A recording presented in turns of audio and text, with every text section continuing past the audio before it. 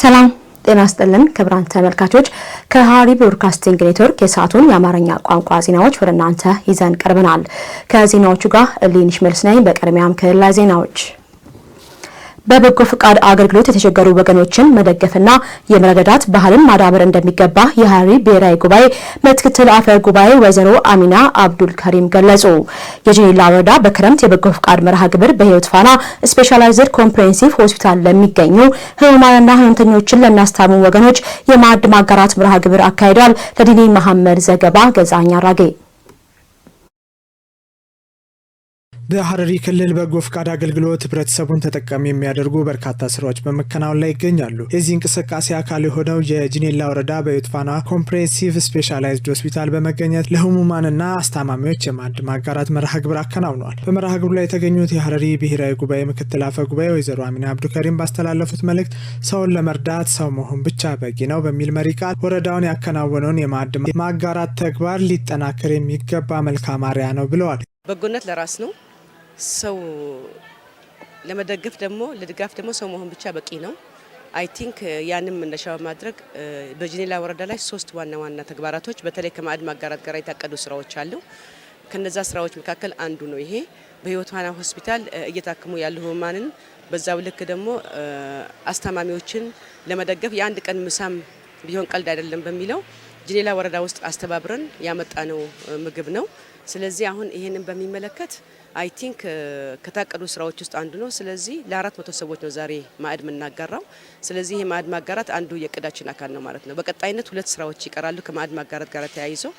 የጂኔላ ወረዳ ዋና አስተዳዳሪ አቶ መሐመድ ዩሱፍ በበኩላቸው መተጋገዝ የመቻቻልና የአንድነታችን ባህል መሆኑን በመጥቀስ በተለይም በርካታ ድጋፍ የሚሹ ዜጎች የሚገኙበት ሆስፒታልን በመሳሰሉ ስፍራዎች መሰል ተግባር ማከናወን ሊለመድ እንደሚገባ ተናግሯል። በአሁኑ ሰዓት እያየነው ያለው ነገር እርስ በራስ የመደጋጋፍ ባህላችንን የኢትዮጵያዊነት ሐረር ላይ ደግሞ ከዛ በበለጠ እርስ በራሳችን የመደጋገፍና የመረዳዳት ባህላችንን እንድናዳብር ማለት ነው። አቅም በፈቀደ ልክ ዛሬ ያደረግነው በወረዳ መነሻ አድርገን እየሰራን ያለነው የማዕድ ማጋራት ነው። ለወገን ደራሽ ወገን ነው በሚል መርህ ማለት ነው። የባለሀብቶቻችን አቅም የፈቀደላቸውን ያህል በእንደዚህ አይነት ተግባሮች እንዲሳተፉ ይህ መነሻ ነው የሚሆነው። እንደዚህ ሆስፒታል ላይ የሚደረጉ ነገሮች እንዳሉ ሆኖ በየሰፈሩ በየአካባቢው ያሉትን ማህበረሰቦቻችን አቅመ ደካማ የሆኑ ማህበረሰቦቻችንን ድጋፍ እንዲያደርጉልን አስተዳዳሪው አክለውም በወረዳው በክረምት የበጎ ፍቃድ አገልግሎት የተለያዩ ማህበራዊና ኢኮኖሚያዊ ስራዎች በማከናወን ላይ እንደሚገኙ ጠቁመው ህብረተሰቡ በሚችለው አቅም ሁሉ የመረዳዳት ባህሉን ሊያጠናክር እንደሚገባ ጥሪ አቅርበዋል። እውነት እንደዚህ አይነት ተግባሮች ሊበረታቱና ሊጠናከሩ ይገባሉ። በአሁኑ ሰዓት መንግስታችን የያዛቸው ማህበረሰብ ተኮር ስራዎች ውስጥ አንዱ የሆነው ይህ ስራ ስለሆነ በተለይ ደግሞ በክረምት እየተሰሩ ያሉ ስራዎች ዘርፈ ብዙ የማህበረሰብ ተጠቃሚ የሚያደርጉ ስራዎች እየሰራን ስለሆነ ይህንን ተግባር አስፋፍተን አጠናክረን መንግስት እንደ መንግስት የግሉ ሴክተር የግሉ ባለሀብት በዚህ ተግባር ላይ አስፍተን አጠናክረን ለማህበረሰባችን ለወገናችን ደራሽ መሆናችንን ማሳየት ስላለብን ሁላችንም አቅም በፈቀደ ልክ በዚህ ተግባር እንድንሳተፍ በራሴና በወረዳም ስም ጥሬን ማስተላለፍ እፈልጋለሁኝ። በእለቱ በሆስፒታሉ በተካሄደው የማዕድ ማጋራት መርሃ ግብር ላይ የሐረሪ ብሔራዊ ጉባኤ ምክትል አፈ ጉባኤ ወይዘሮ አሚና አብዱል ከሪም፣ የክልሉ ጤና ቢሮ ኃላፊ ዶክተር አብዲ አሚን እንዲሁም የክልሉና የወረዳ የስራ ኃላፊዎች ተገኝተዋል። ግብራቸውን በታማኝነት በመክፈል ለሀገር ልማት የሚያደርጉትን ድጋፍ አጠናክረው እንደሚቀጥሉ የሐረር ከተማ ከፍተኛ ግብር ከፋዮች ገለጹ። የሐረሪ ክልል ገቢዎች ባለስልጣን በበኩሉ በተጠናቀቀው የበጀት ዓመት ከ4 ቢሊዮን 225 ሚሊዮን ብር በላይ ገቢ መሰብሰቡን አስታውቋል። ሀያንቱ አህመድ ግብር መክፈል የሀገር ልማትና እድገት የጀርባ አጥንት መሆኑን በመገንዘብ በየዓመቱ ግብራቸውን በወቅቱና በታማኝነት እየከፈሉ እንደሚገኙ የሐረር ከተማ ከፍተኛ ግብር ከፋዮች ገልጸዋል። ግብር ከፋዮቹ እንደገለጹት ግብርን በወቅቱ በመክፈል የዜግነት ግዴታቸውን እየተወጡ እንደሚገኝ በመጠቆም ሌሎችም ግብር ከፋዮች ግብራቸውን ቀድመው በመክፈል የሀገር ልማትን የመደገፍና የማጠናከር ባህልን ሊያዳብሩ እንደሚገባ አሳስበዋል። አሁን ያለው ልማት ምናምን እኛ በምንከፍለው ግብር ነው። ስለዚህ በእኚህ የምንከፍለው ግብር ላይ ነው እዚህ ለውጥ ያመጣው ማለት ነው። አሁን ከሌላ ሀገር የመጣ ሰው ሲያያት ሀረር በጣም ተለውጣለች፣ አድጋለች ይባላል። ስለዚህ ይሄ ዝም ብሎ ከመሬት የተነሳ አይደለም፣ እኛ በምንከፍለው ግብር ነው እዚህ ደረጃ ያደረሰው ማለት ነው። ስለዚህ ይሄ ግብር በጣም ተጠናክሮ መቀጠል አለበት። ግዴታ ነው፣ ፈልገህ የምትከፍለው አይደለም፣ መከፈል ያለበት ነገር ነው። ምክንያቱም ዛሬ የምናየው ሀገራችን ላይ የምናየው እድገቶች መብራት፣ ውሃ፣ ጤና ተቋማቱ፣ መንገድ ስራዎች ይሄ ሁላ ህብረተሰቡ ለመንግስት በሚከፍለው ግብር የሚሰራ ነው። በለጠ ተጋና የበለጠ ግብሬን ወቅቱ ሳላዘገይ በወቅቱ ለመክፈልና ለታለመለት ዓላማ ያው ለልማት ነው ግብር መክፈል ማለት አንን ስትከፍል ደግሞ ሪላክስ ትሆናለህ፣ ትከፍላለህ። በተጓዳኝ ደግሞ ማለት ነው አንተ ግብርን በመክፈልህ አንደኛ ለድርጅትህ ጥቅም አለው፣ ሁለተኛ ለሀገርህ ለህብረተሰቡ ጥቅም አለ። ሐረሪ ክልል ገቢዎች ባለስልጣን ኃላፊ አቶ ያሲን አብዱላሂ በበኩላቸው በተጠናቀቀው በጀት ዓመት የተጣለውን የገቢ እቅድ 95 በመቶ ማሳካት መቻሉን ገልጸዋል። በበጀት ዓመቱ ከ4 ቢሊዮን 625 ሚሊዮን ብር በላይ ገቢ የተሰበሰበ ሲሆን ይህም ከቀደመው የ2017 በጀት ዓመት አፈጻጸም ጋር ሲነጻጸር የ50 በመቶ ብልጫ እንዳለው አብራርተዋል። ኃላፊው አክለውም የተመዘገበው የላቀ ውጤት በግብር ከፋዮች፣ በባለድርሻ አካላትና በባለስልጣኑ አመራሮች የተቀናጀ ጥረት የተገኘ መሆኑን ተናግረዋል። በ2018 ባደረግነው ቅንጅታዊ አሰራር እና አካሄድ የዕቅዳችንን 99% በማሳካት 4 ቢሊዮን 625 ሚሊዮን በላይ የሆነ ብር መሰብሰብ ችለናል። ይሄም የሚያሳየው ከባለፈው ዓመት የ2017 አፈጻጸማችን አንጻር በ50% የሚበልጥ ገቢ በመሰብሰብ የላቀ ስራ ማሳካት ችለናል። ይህም እንግዲህ ግብር ከፋዮቻችን ሁሉም ባለድርሻ አካላት እና የክልሉ መንግስት ባደረገው ቅንጅታዊ አሰራርና በመራው አግባብ ይሄ ውጤት ተሳክቷል ማለት ነው። አቶ ያሲን አያይዘውም ግብራቸውን በታማኝነት በመክፈል ለሌሎች አርአያ የሚሆኑ ግብር ከፋዮችን ማወቅና መሸለም ሌሎችም ግብራቸውን በወቅቱ እንዲከፍሉ ለማበረታታት ያለመ ነው ብለዋል። እውቅና በመስጠት ከፍ ባለ ደረጃ ማሸለም፣ ሌሎች እንደዛ አይነት ብዙ ታማኝ ሰዎች ያስፈልገናል። እዚች ሀገር ላይ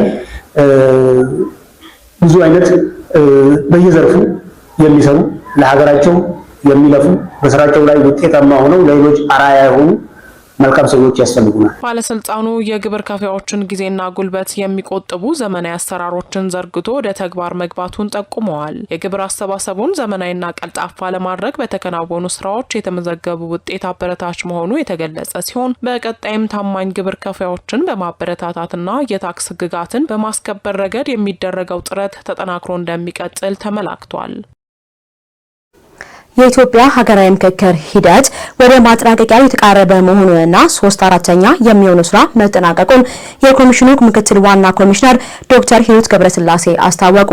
8ቱ የምክር ቡድኖች በአብዛኞቹ የምክር ሀሳብ ነጥቦች ላይ የጋራ ስምምነት ላይ መድረሳቸውንም ኮሚሽነሯ ለብዙሃን መገናኛ በሰጡት መግለጫ ገልጸዋል። ለአብስራ ሰግድ ዘገባ ገዛኛ አራጌ። የኢትዮጵያ ሀገራዊ ምክክር ሂደት 3/4ኛውን ደረጃ አጠናቋል ሲሉ የኮሚሽኑ ምክትል ዋና ኮሚሽነር ዶክተር ሂሩት ገብረስላሴ ለብዙሃን መገናኛ መግለጫ ሰጥተዋል። በመግለጫቸው እንደገለጹት የምክክር ኮሚሽኑ በእቅዱ መሰረት የምክክር ሂደቱን እያካሄደ መሆኑን ገልጸዋል። በ500 ተሳታፊዎች የተዋቀሩት 8ቱ የምክክር ቡድኖች በተለያዩ ጉዳዮች ላይ ያደረጉትን ውይይት በማጠናቀቅ በአብዛኞቹ የምክር ሀሳቦች ላይ የጋራ ስምምነት ላይ መድረሳቸውን ገልጸዋል። በአሁኑ ሰዓት በ500 ተሳታፊዎች የተቋቋመው ቡድኖች በየቡድናቸው ሲመካከሩ ቆይተው ዛሬ አብዛኞቹ ተግባብተው በምክር ሀሳቦች ላይ ፊርማቸውን አውለው እየጨረሱ ነው። በምክክር ሂደቱ አለመግባባቶች ቢከሰቱ በመደማመጥና በውይይት ልዩነቶችን በማጥበብ ወደ የጋራ ሀሳብ መደረስ መቻሉን አስታውቀዋል። በዚህ ሂደት ውስጥ አለመግባባቶች፣ ግጭቶች አልነበሩም አይባልም።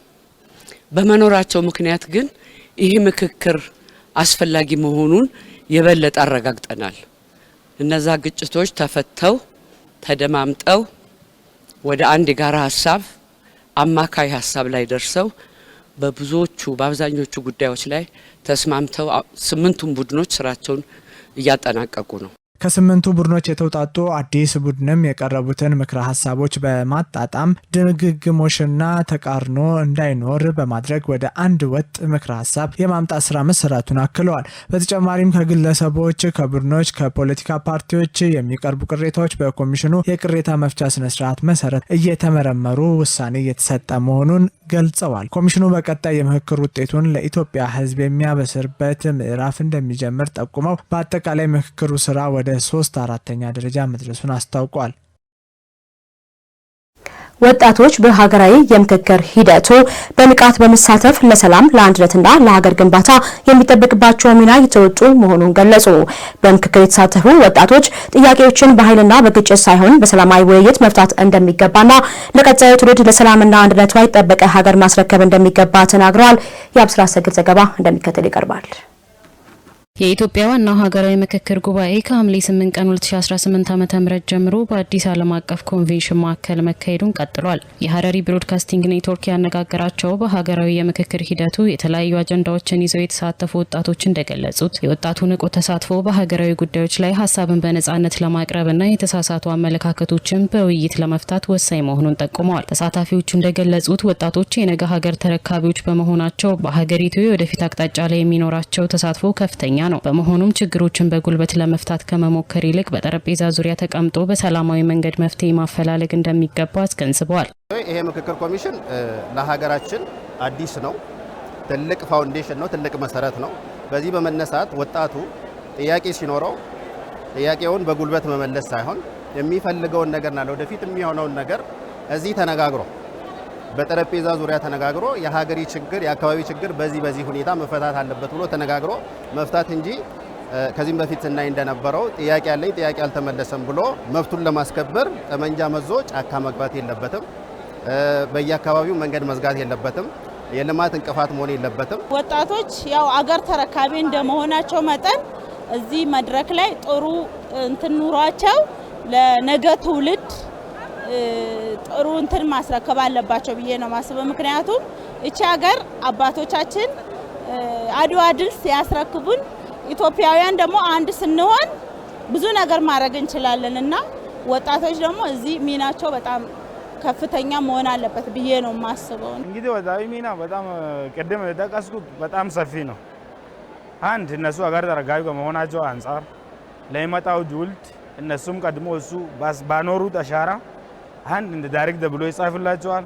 ከታሪክ ባሻገር እነሱ ደግሞ አገሪቱን ካለችበት ሁኔታ ለወደፊቱ ምን እንደሚሆን እነሱም ተሳትፎ ስላለበት አገሪቱን ለወደፊቱ በጣም በወጣቶች ተሳትፎ በወጣይ በሚያረጋቸው እንቅስቃሴዎች ኢቨን አገሪቱ በጣም ለወደፊቱ እድገት ላይም ከመሆኑ አንፃር አገሪቱ በጣም እንድል ዳርግ ትችላለች ማለት ነው። ካለው ዓለም ሀገራት ጋር ልትወዳደር ትችላለች።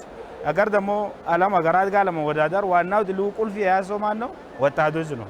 ወጣቶች ሚና በጣም ሰፊ ነው። ስለዚህ እዚህ ሀገራዊ ምክክር ላይ ወጣቶች ሚና እንዳለ ሆኖ ለወደፊት ለሀገር ግንባታው በጣም ጠቃሚ ነው ማለት ነው። ወጣቶች ከግጭትና ካልተፈላጊ አዝማሚያዎች በመራቅ ትኩረታቸውን ወደ ሰላም ልማትና ሀገር ግንባታ በማድረግ የበኩላቸውን አዎንታዊ ሚና ሊወጡ እንደሚገባም ተሳታፊዎቹ አሳስበዋል። በተለያየ የፖለቲካ አመለካከት ውስጥ ያሉ በጫካም ያሉ ይሄ ምክክር የሀገራችንን ዛሬ እንኳን ባይፈታም ለወደፊቱ በትክክል ይፈታል ብዬ አስባለሁ። ስለዚህ የተለያየ አመለካከት ያለው ሀገሩ ላይ አኩርፎ ክልሉ ላይ አኩርፎ በየጫካው ነፃ ወጣለሁ ብሎ ከሚዞር ወደ ሰላም ተመልሶ በጠረጴዛ ዙሪያ በመነጋገር የሚፈልገውን ነገር መንግስት ጋር በመነጋገር እንዲፈታለት ቢያደርግና ይሄ ምክክር ባህሉ እንዲለመድ ጥሪዬን አስተላልፋለሁ። እዚህ የተሰበሰብነው ደግሞ የታመመቿን ኢትዮጵያ ለማዳን ነው፣ ሰላሟን ለማምጣት ነው እዚህ ጋር የተሰበሰብነው ማለት ነው። ስለዚህ መነጋገር ካለብን ጉዳዮች ላይ ተነጋግረን ተስማምተን ተግባብተን መሄድ አለብን እና ለመጪው ትውልድ ደግሞ ጥሩ ኢትዮጵያን ማስረከብ አለብንና ጭቅጭቅ ያለበት ኢትዮጵያ ሳይሆን እናቶች የሚያለቅሱበት ኢትዮጵያ ሳይሆን ሰላም ያለበትና የሁሉም ምቹ የሆነ አገር ማስረከብ አለብን ብዬ አስባለሁ። በተጨማሪም በምክክር መድረኩ የሴቶች ተሳትፎ ጎልቶ መታየቱን የጠቆሙት ተሳታፊዎቹ ሂደቱ በመደማመጥ በመከባበርና በመቻቻል መርህ እየተመራ መሆኑን ገልጸዋል። ለቀጣዩ ትውልድ የተሻለችና ሰላማዊ የተረጋገጠ ሀገር ለማስረከብ የጋራ ጥረት እንደሚያስፈልግ አስገንዝበዋል። በአጠቃላይ የወጣቶች በሀገራዊ ምክክሩ መሳተፍ ሀገራዊ ጉዳዮችን በሰላማዊ መንገድ ለመፍታትና ለወደፊቱ አስተማማኝ ሀገር ለመገንባት ትልቅ ተስፋ ያሳየ መሆኑ ተመልክቷል። የሐረሪ ክልል ባህል ቅርስና ቱሪዝም ቢሮ ከሐረሪ ብሮድካስቲንግ ኔትወርክ ጋር የመግባቢያ ስምምነት ተፈራረመ። ስምምነቱ የባህል ዘርፉን በሚዲያ በማጠናከር ለሕዝብ አስተማሪና ማህበራዊ እሴቶችን የሚያጎሉ ፕሮግራሞችን ደረጃቸውን ጠብቀው ለማቅረብ ትልቅ እድል እንደሚፈጥር ተገልጿል። ለሄኖክ ግርማ ዘገባ አያንቱ አህመድ። የሐረሪ ክልል ባህል ቅርስና ቱሪዝም ቢሮ የባህል ዘርፍ የክልሉን አኩሪ ባህላዊ እሴቶችና ማህበራዊ ጸጋዎችን በስፋት ለማስተዋወቅ የሚያስችለውን የመግባቢያ ስምምነት ከሐረሪ ብሮድካስቲንግ ኔትወርክ ጋር ተፈራረመ። ስምምነቱን የቢሮ የባህል ዘርፍ ከሐረሪ ብሮድካስቲንግ ኔትወርክ ጋር በመተባበር ሳምንታዊ የሬዲዮ የቴሌቪዥንና የጋዜጣ አምድ ፕሮግራሞችን በጥራትና በስፋት ለማዘጋጀት የሚያስችል ነው ተብሏል። በስምምነቱም ወቅት የክልሉ ባህል ቅርስና ቱሪዝም ቢሮ የባህል ዳይሬክተር አቶ እስክንድር አብዱረህማን እንደገለጹ ስምምነቱ በዓለም አቀፍ ደረጃ እውቅና ያገኙትን የሐረር አኩሪ ባህላዊ እሴቶችና ማህበራዊ ጸጋዎችን በስፋትና በጥልቀት ለማስተዋወቅ ያለመ ነው። ታሪካዊቷ ሐረር በወንድማማችነትና በአብሮነት የተዋቡ በርካታ የባህል ሀብቶች መገኛ መሆኗን የጠቆሙት ዳይሬክተሩ እነዚህን ጸጋዎች የሚያስተዋውቁ አስተማሪና ይዘታቸውን የጠበቁ ዝግጅቶች በየሳምንቱ ለሕዝብ እንደሚቀርቡ አብራርተዋል። አያይዘውም ባህላዊ እሴቶችና ኪነ ጥበብ ለብሔራዊ መግባባት ከፍተኛ አስተዋጽኦ እያበረከቱ እንደሚገኙ ገልጸው ስምምነቱ የብዛ ባህል ሀገር በቀል እውቀቶችና የህዝብ ባህላት አከባበርን በማጎልበት የህዝብ ለህዝብ ትስስርና አንድነትን በማጠናከር ረገድ የጎላ ሚና እንደሚኖረው አስገንዝበዋል። የሐረሪ ብሮድካስቲንግ ኔትወርክ ስራ አስኪያጅ አቶ ኤልያስ አብዱረህማን በበኩላቸው ተቋማቸው የክልሉን ሁለገብ ሀብቶች ታሪክና ባህላዊ እሴቶች ለህብረተሰቡ በስፋት ተደራሽ ለማድረግ ዝግጁ መሆኑን ተናግረዋል። ስምምነቱ የባህል ዘርፉን በሚዲያ በማጠናከር ለህዝብ አስተማሪና ማህበራዊ እሴቶችን የሚያጎሉ ፕሮግራሞች ደረጃቸውን ጠብቀው ለማቅረብ ትልቅ እድል እንደሚፈጥርም አብራርተዋል። በመሆኑም ሁለቱ ተቋማት የተጣለባቸውን ኃላፊነት በቅንጅት በመወጣት የክልሉን አዎንታዊ ገጽታ የመገንባትና የባህል ሀብቶችን የማስተዋወቅ ስራቸውን በተጠናከረ መልኩ እንደሚቀጥሉ አረጋግጠዋል። ህብረተሰቡ የወሳኝ ኩነት መረጃዎችን በወቅቱ ማስመዝገብ እንዲችል ባለድርሻ አካላት በቅንጅት እንዲሰሩ የሐረሪ ክልል ወሳኝ ኩነትና ምዝገባ ኤጀንሲ አሳሰበ። ኤጀንሲው በ2019 በጀት ዓመት መከናወን በሚገባቸው እቅዶችና ዘላቂ አሰራሮች ዙሪያ ከባለድርሻ አካላት ጋር የምክክር መድረክ አካሂዷል። ተጨማሪ አለን። የሐረሪ ክልል ወሳኝ ኩነትና ምዝገባ ኤጀንሲ በ2019 በጀት ዓመት ትኩረት በሚሹ አቅጣጫዎች ላይ ከባለድርሻ አካላት ጋር ተመካክሯል። በመድረኩ ላይ ንግግር ያደረጉት የኤጀንሲው የመረጃ ስርጭት ዋና ዳይሬክተር አቶ ረመዳን አብራሂም እንደገለጹት መድረኩ ቀደም ሲል ያጋጠሙ የአሰራር ጉድለቶች እንዳይደገሙ ማድረግና የ2019 በጀት ዓመት እቅድ ስኬታማ እንዲሆን ከባለድርሻ አካላት ጋር የጋራ መግባባት ላይ ለመድረስ ያለመ ነው ብለዋል። አቶ ረመዳን አክለውም ህብረተሰቡ አስፈላጊ የሆኑ የወሳኝ ኩነቶች መረጃዎችን በወቅቱ ማግኘትና ማስመዝገብ እንዲችል የሚመለከታቸው አካላት በቅንጅት መስራት እንዳለባቸው አሳስበዋል። በኤጀንሲው የስራና ምርምር ማሻሻያ ዳይሬክተር አቶ ሱፊያን አብዲ በበኩላቸው ኤጀንሲው ከቀጥታ አሰራሩ ጋር ቁርኝነት ካላቸው የመንግስት ተቋማት ጋር በቅንጅት ለመስራት የሚያስችለውን የመረጃ ልውውጥ እያካሄደ እንደሚገኝ ገልጸዋል። አቶ ሱፊያን አያይዘውም የመሰረታዊ ኩነቶች ምዝገባ ስኬታማ የሚሆነው በህብረተሰቡ ንቁ ተሳትፎ በመሆኑ ማህበረሰቡ የሚጠበቁበትን መረጃዎች በወቅቱ የማስመዝገብ ኃላፊነቱን እንዲወጣ ጥሪ አቅርበዋል። በምክክር መድረኩ ማጠናቀቂያ ላይም የተሳተፉ ባለድርሻ አካላት በ2019 በጀት ዓመት የታቀዱ ስራዎችን በውጤታማነት ለማከናወንና የኤጀንሲውን ዓላማዎች ከግብ ለማድረስ የሚያስችላቸውን የጋራ የትብብር ስምምነት ሰነድ ተፈራርመዋል። የኑር በጎ አድራጎት ማህበር 5ኛ ዓመት የምስረታ በዓሉን አስመልክቶ ድጋፍ ለሚሹ 183 አረጋውያን በቤታቸው ድረስ በመሄድ የሕክምና አገልግሎት ሰጠ። ማህበሩ ከአሚኑር ወረዳ ጋር በመተባበር ባከናወነው በዚህ በጎ አድራጎት የሚንከባከባቸው የሌላቸው አረጋውያን በመጎብኘት ምርመራና የጤና ምክር ማድረሱ ተገልጿል። ዝርዝሩ እንደሚከተል ይቀርባል።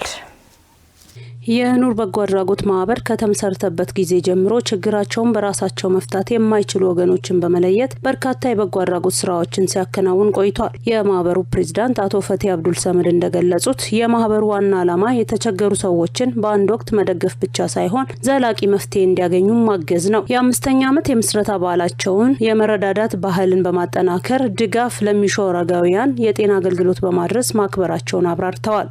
ሞይዞቤ ዛልነቤው በቅላዋ ሱ ተስራሽሽ ተኸወክቲቤ አረጋውያን ሊዩዛና ጋር ለጋር ማህለቅ ነቡር ደዩዛና ደይፍ ሲተዩ አቅምቤም ደይፍ ሲተዩ በየለቱ ያደረግን ያለው ለ183 አረጋውያን ቤት ለቤት በመሄድ በገንዘብ የምንረዳቸው አቅመ ደካሞች እናትና አባቶችን አብዛኞቹ እናቶችን የምናግዝ ይሆናል። እዚህ የምናግዛቸው እናቶች ምክንያቱ ባልታወቀ መልኩ ለህልፈተ ይጋለጡ ነበር። ጎብኝተን ስናያቸው ጤናቸውን በጣም ችግር ላይ የሆኑ ከቤት መውጣት የማይችሉ ነበሩ።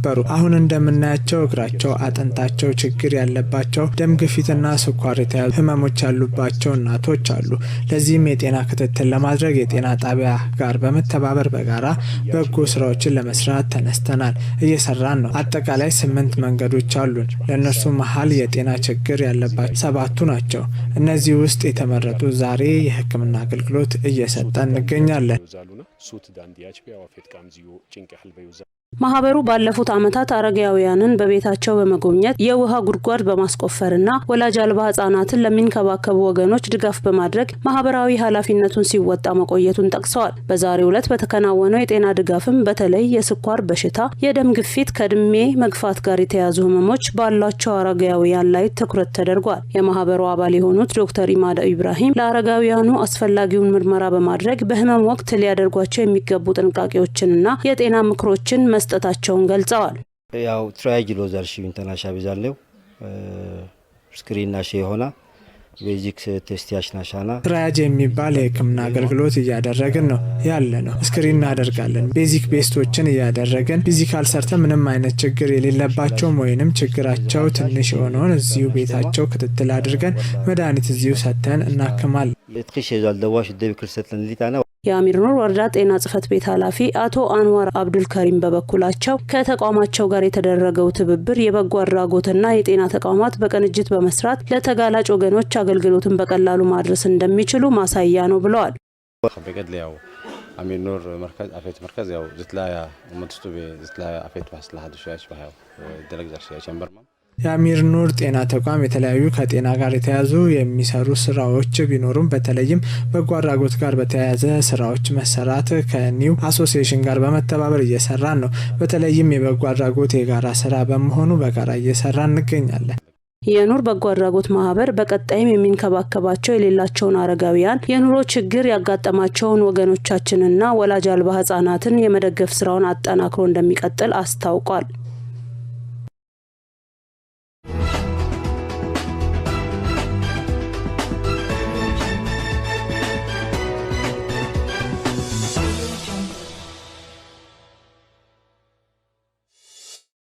ከሐረሪ ብሮድካስቲንግ ኔትወርክ ዜናዎቻችን እንደቀጠሉ ናቸው። ወደ ሀገር አቀፍ ዘገባዎች ተሸጋግረናል። በበጋ መስኖ ስንዴ ልማት 149 ሚሊዮን ኩንታል ምርት መገኘቱን የግብርና ሚኒስቴር አስታውቋል። በሌላ ዜና ክልሎች የሰብአዊ ድጋፍ ሉዓላዊነትን ማረጋገጥ የሚያስችል ስራ እየሰሩ መሆኑን የኢትዮጵያ አደጋ ስጋት ስራ አመራር ኮሚሽን ገልጿል። እኛና መሰል ሀገር አቀፍ ዘገባዎች እንደሚከተሉት ይቀርባሉ።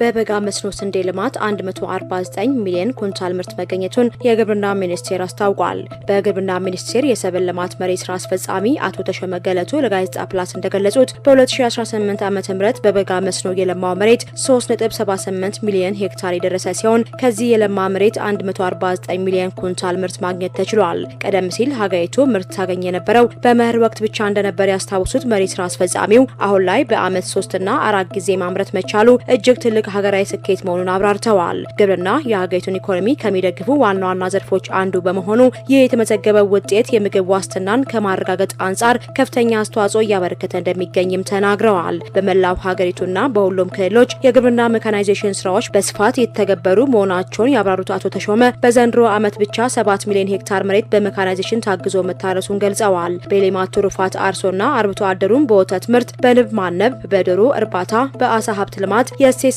ሰንሰለቶች ውስጥ በማደራጀት የምግብ ዋስትናንና የተመጣጠነ አመጋገብ ስርዓትን ለማረጋገጥ አስችሏል። በአረንጓዴ አሻራ መርሃ ግብር በሚሊዮኖች የሚቆጠሩ ዜጎችን በማስተባበር የሀገሪቱን ደን መልሶ ማልማት የቻለ ሲሆን ይህም በዓለም አቀፍ ደረጃ ከታዩት ታላላቅ የደን መልሶ ማልማት ዘመቻዎች አንዱ ሆኖ ተመዝግበዋል።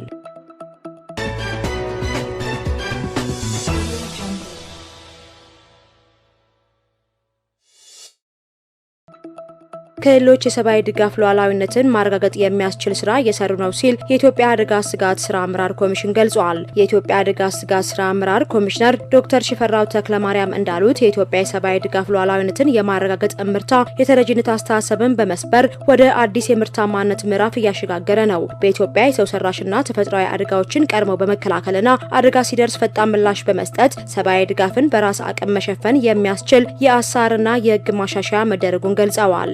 ዓለም አቀፍ አጋር አካላት ላይ ተመረከዘውና ዋስትናን የማይሰጠውን የሰብአዊ ድጋፍ ምላሽ በራስ አቅም በመሸፈን የሰብአዊ ድጋፍ ሉዓላዊነትን ለማረጋገጥ ትልቅ የታሪክ ለውጥ መፈጠሩንም ጠቁመዋል። ሰብአዊ ድጋፍን በራስ አቅም መሸፈን የኢትዮጵያና የህዝቦቿን ክብር ከማስጠበቅ ባሻገር ነጻነትና የተሟላ ሉዓላዊነትን ለማረጋገጥ ወሳኝ መሰረት እየጣለ ነው ማለታቸውን ያዘግበዋል። ሰብአዊ ድጋፍን በራስ አቅም ለመሸፈን በተደረገው ጥረትም የሰብአዊ ድጋፍ ፈላጊዎች ቁጥር በ2013 ዓ.ም ከነበረበት 27 ሚሊዮን በ2018 ዓ.ም ወደ 2.4 ሚሊዮን ዝቅ ማድረግ መቻሉን አስረድተዋል።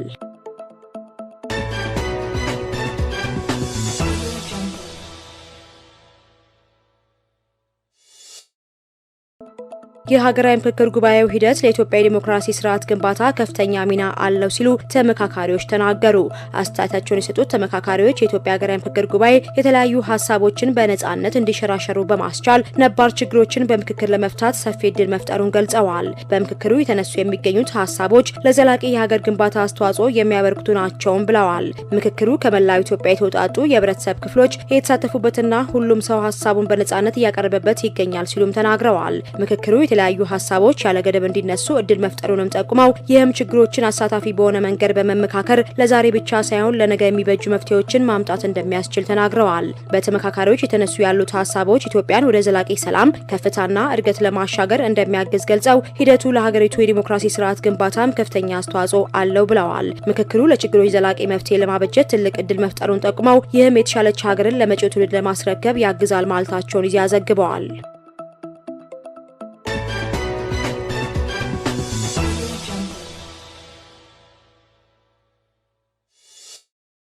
የአካባቢ ብክለትን በዘላቂነት ለመከላከል የጽዱ ኢትዮጵያ ንቅናቄ ጉልህ ሚና አለው ሲሉ የድሬዳዋ አስተዳደር ከንቲባ ከድር ጁሃር ገልጸዋል። በድሬዳዋ ጽዱ ኢትዮጵያን ጽዱ ድሬዳዋን ለትውልድ በሚል መሪ ሀሳብ የጽዱ ኢትዮጵያ ንቅናቄ ማስጀመሪያ መርሃ ግብር ተካሂደዋል። ከንቲባ ከድር ጁሃር በዚህ ወቅት እንዳሉት ጽዱ ኢትዮጵያን እውን ለማድረግ በተጀመረው ንቅናቄ አካባቢዎች ከፕላስቲክና ከተረፈ ምርቶች እንዲጸዱ ተደርገዋል። በዚህም የውሃ መገኛ ስፍራዎችና ሌሎች ቦታዎች ጽዱ መሆን መጀመራቸውን ገልጸው የአካባቢ ብክለትን ለመቆጣጠር የወጡ ህግና ደንቦችን ተፈጻሚ ለማድረግ በትኩረት እንደሚሰራ አመልክተዋል። የአካባቢ ጥበቃ ባለስልጣን ምክትል ዋና ዳይሬክተር ፍሬነሽ መኩሪያ በበኩላቸው ባለፉት 2 ዙሮች በተከናወነው ጽዱ ኢትዮጵያ ንቅናቄ ጤናማና ጽዱ አካባቢዎችን መፍጠር መቻሉን ገልጸዋል። በተለይም አካባቢን ከፕላስቲክ ምርቶች ጽዱ ለማድረግ በተሰራው ስራ እንዲሁም የፕላስቲክ አያያዝ ላይ የወጣ አዋጅ ተግባራዊ መደረጉ አካባቢዎች ከፕላስቲክ ምርቶች እንዲጸዱ ያደረገ መሆኑን አንስተዋል። ዘገባው የፋና ብሮድካስት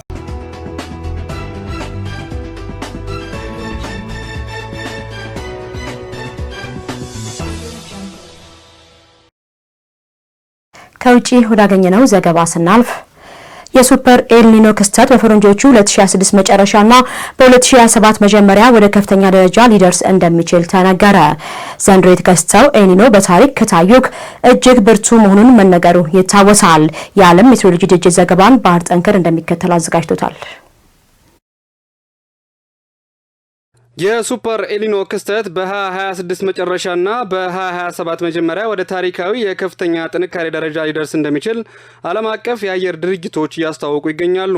የሲቨር ዌዘር ኢሮፕ ትንበያ እንደሚያሳየው በፓሲፊክ ውቅያኖስ የባህር ወለል ሙቀት በፍጥነት እየጨመረ ሲሆን ይህም የኤልኒኖ ክስተት ወደ ከፍተኛ ደረጃ የመድረስ እድሉን እያሳደገው መሆኑን አስታውቋል። በተለይም የአሜሪካና የአውሮፓ የአየር ሁኔታ ትንበያ ተቋማት ክስተቱ በ2026 የመኸር ወቅት እንደሚጠናከርና ከፍተኛ ደረጃ ደረጃው በ2026 መጨረሻ ወይም በ2027 መጀመሪያ ሊመዘገብ እንደሚችል ያመለክታሉ። የዓለም ሜትሮሎጂ ድርጅት WMO በበኩሉ በ2026 አጋማሽ ጀምሮ የኤልኒኖ ክስተት የመፈጠር ዕድሉ ከፍተኛ መሆኑን የገለጸ ሲሆን ጥንካሬው ምን ያህል እንደሚሆን አሁንም የተወሰነ እርግጠኝነትን እንደሌለ ግን ጠቁሟል። ባለሙያዎች እንደሚገልጹ ሱፐር ኤልኒኖ በዓለም አቀፍ የዝናብና የሙቀት ስርጭት ላይ ከፍተኛ ተጽዕኖ ያሳድራል። በአንዳንድ ሀገራት ከፍተኛ ዝናብና ጎርፍ፣ በሌሎች ደግሞ ድርቅና ከፍተኛ ሙቀት የመከሰት ዕድሉም ጠንካራ እንደሆነ ይታወቃል። ይህ በእንዲህ እንዳለ የተወሰኑ ባለሙያዎች ሁሉም የኤልኒኖ ክስተቶች ተመሳሳይ ባህሪ እንደሚያሳዩ በመግለጽ እነዚህ የረጅም ወቅት የአየር ትንበያ ልኬቶች ብዙውን ጊዜ አስተማማኝ አለመሆናቸውን ከግንዛቤ ሊካተት ይገባል በማለትም እያሳሰቡ ይገኛሉ። ክቡራን ተመልካቾች ከሀረሪ ብሮድካስቲንግ ኔትወርክ ለሰዓቱ የያዝናቸው ዘገባዎች ይመስሉ ነበር። ከቀሪ መሰናዶች ጋር መልካም ቆይታ። ጤና ይስጥልን።